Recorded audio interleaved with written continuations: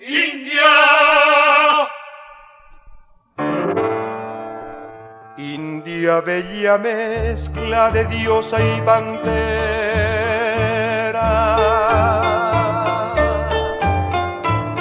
doncella desnuda que habita el Guairá.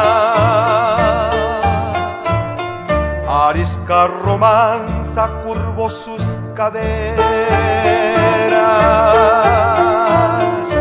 copiando un recodo de azul Paraná.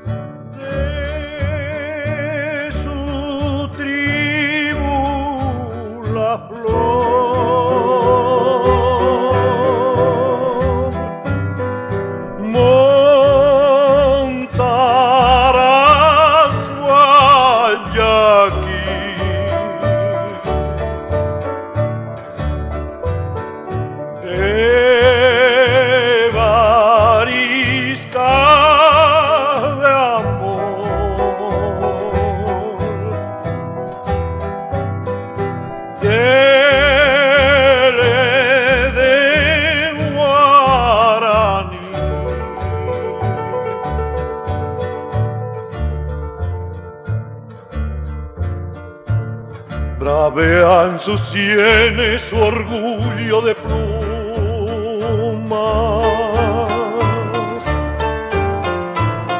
su lengua es salvaje, panal de Iruzú,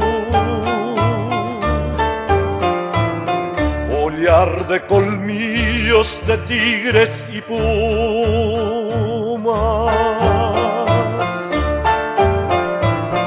Enjoya la musa de Betel